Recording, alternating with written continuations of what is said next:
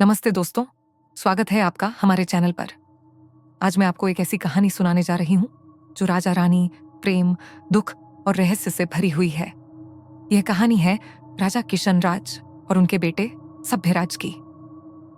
तो चलिए बिना देर किए शुरू करते हैं। राजा किशनराज एक विशाल साम्राज्य के शासक थे। उन्होंने अपने राज्य को बड़ी कुशलता से संभाला, लेकिन शायद किस्मत को कुछ और ही मंजूर था। एक दिन अचानक उनका निधन हो गया।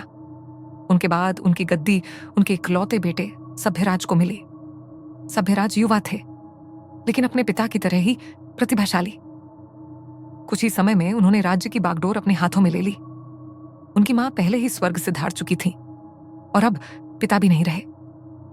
सभ्यराज अपने माता पिता की इकलौती संतान थे। समय समय पर राज्य के सबसे पुराने और वफादार मंत्री काशीराम उन्हें सलाह देते थे। सभ्यराज भी काशीराम को अपना सब कुछ मानते थे। एक दिन काशीराम ने राजा से कहा, महाराज, अब आपको शादी कर लेनी चाहिए। पास के राज्य की राजकुमारी प्रेरणा बहुत गुणवती, संस्कारी और समझदार है। वो इस राज्य को संभालने में आपकी मदद करेंगी।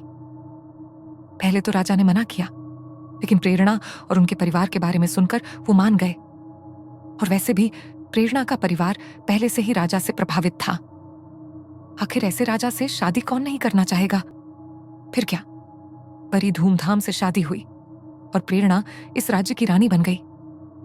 राजा सभ्यराज प्रेरणा की सुंदरता के साथ साथ उनकी समझदारी के भी कायल हो गए। कई बार जो समस्याएं ताकत से हल नहीं हो सकती थीं, उन्हें प्रेरणा अपनी सूझबूझ से सुलझा देती थी। दोनों एक दूसरे के साथ बहुत खुश थे और उनका प्यार गहरा था। ठीक 1 साल बाद रानी प्रेरणा गर्भवती हुई। राजा और रानी अपनी पहली संतान के लिए बेहद उत्साहित थे। राजा ने तो योजना भी बना ली थी कि संतान के जन्म पर पूरे राज्य को न्योता देंगे, और वो दिन आ ही गया। रानी ने एक बेटे को जन्म दिया। खुशी का ठिकाना नहीं था, लेकिन ये खुशी ज्यादा देर नहीं टिकी। कुछ ही घंटों में नवजात बेटा चल बसा। राजा, रानी, मंत्री और सेवक सब दुख में डूब गए। काशीराम ने राजा को ढांढस बंधाया, महाराज, भगवान की मर्जी के आगे किसकी चलती है। खुद को संभालिए और रानी को भी हौसला दीजिए। समय बीता और दोनों उस दुख से उभरने लगे। कुछ समय बाद रानी फिर गर्भवती हुई। इस बार वो सतर्क थे। दाइयों और वैद्यों से सलाह ली गई ताकि पहले जैसी कोई घटना ना हो। लेकिन जब पुत्र का जन्म हुआ, वो भी कुछ घंटों का ही मेहमान निकला। अब राजा और रानी को लगने लगा कि ऊपर वाला उनके साथ ऐसा क्यों कर रहा है। राजा ने अब अलग अलग उपाय शुरू किए, लेकिन इन सब के बीच राज्य में एक खालीपन छा गया। दुश्मन राजाओं ने मौके का फायदा उठाया और हमले शुरू कर दिए। राजा का कुछ हिस्सा हार गया। जनता का भरोसा भी डगमगाने लगा। लोग कहने लगे, जो अपनी संतान नहीं बचा सकता, वो राज्य क्या बचाएगा। इन मुश्किलों के बीच रानी प्रेरणा चुप नहीं बैठी। वो राज्य में घूम घूम कर लोगों से मिलने लगी। कोई नहीं जानता था कि वो क्या कर रही हैं। 6 महीने बाद वो राजा के पास आई और बोली, महाराज, अब हमारी संतान की मृत्यु नहीं होगी, लेकिन इसके लिए आपको मेरी बात माननी होगी। राजा को रानी की समझदारी पर भरोसा था। वो तुरंत बोले, हाँ रानी, जैसा आप कहेंगी वैसा ही होगा। रानी ने कहा, आज रात के बाद मैं एक अज्ञात जगह चली जाऊंगी। संतान प्राप्ति के बाद सही समय पर लौटूंगी। मुझे ढूंढने की कोशिश मत कीजिए। राजा हैरान थे। रानी, आप क्या कह रही हैं? आप कहां जाएंगी? लेकिन रानी ने कहा, अगर आपको संतान चाहिए तो मेरी बात माननी होगी। राजा चुप रहे। उस रात उन्हें लगा कि शायद वो अपनी रानी से अब न जाने कब मिले। सुबह जब वो जागे, रानी जा चुकी थी। काशीराम ने पूछा तो राजा बोले, प्रार्थना करें कि हमारा प्रयास सफल हो। उन्हें रानी पर पूरा भरोसा था। वो जहां भी हो अपनी समझदारी से हर स्थिति को संभाल सकती थी। राजा ने अब दुश्मनों से निपटना शुरू किया। उनका आत्मविश्वास लौटा और अच्छे नतीजे मिलने लगे। फिर एक दिन करीब 10 महीने बाद सुबह सुबह रानी गोद में एक बच्चा लेकर लौटी। 1 महीने का बेटा। राजा की खुशी का ठिकाना नहीं रहा। पूरे राज्य को न्योता भेजा गया। राजा ने पूछा, रानी, आपने ये कैसे किया? हमसे क्या गलती हो रही थी?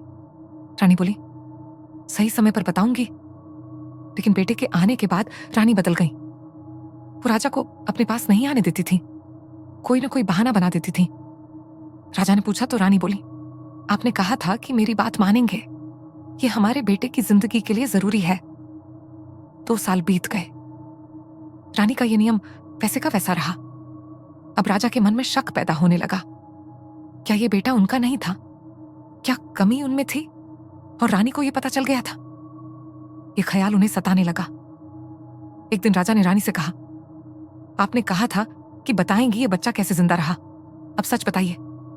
रानी बोली, महाराज उचित समय आने दीजिए। लेकिन राजा गुस्से में आ गए। आप कुछ छिपा रही हैं, ये बच्चा किसका है? सच बताइए, मैं आपको माफ कर दूंगा। रानी को राजा का यह व्यवहार अजीब लगा। वो बोली, ये हमारा बच्चा है, आप क्या कह रहे हैं? राजा चिल्लाए, अगर आपने झूठ बोला और मुझे कहीं और से पता चला तो आपको और बच्चे को सजा मिलेगी। रानी गुस्से में आ गई। महाराज, मेरी बात तो छोड़िए, आपने मेरे बच्चे के लिए ऐसा कहा जो मैं बर्दाश्त नहीं कर सकती। सच सुनने की हिम्मत है तो सुनिए। रानी बोली, मैंने 6 महीने तक राज्य में भटक कर लोगों की बातें सुनी। आपके राज्य की सीमा पर जंगल में एक समुदाय रहता है। उनके कुल देवता में उनकी गहरी आस्था है। जब आप 1 साल के थे, आपके माता पिता के साथ यात्रा पर थे। उनकी बग्घी से एक गर्भवती महिला टकरा गई और उसकी मौत हो गई।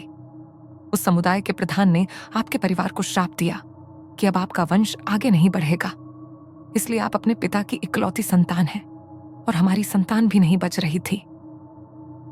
मैं वहां गई। पहले उन्हें मुझ पर गुस्सा था, लेकिन मेरी आस्था देखकर वो पिघल गए। मैंने उनके देवता से प्रार्थना की। फिर जब हमारा बच्चा पैदा हुआ, वो भी चल बसा। लेकिन उसी समय वहां एक दूसरी महिला की संतान पैदा हुई। जब हमारा बच्चा गया, मैं रोने लगी। तब उस समुदाय ने उस नवजात को मुझे सौंप दिया। उनकी आंखों में मेरे लिए प्यार और दया थी।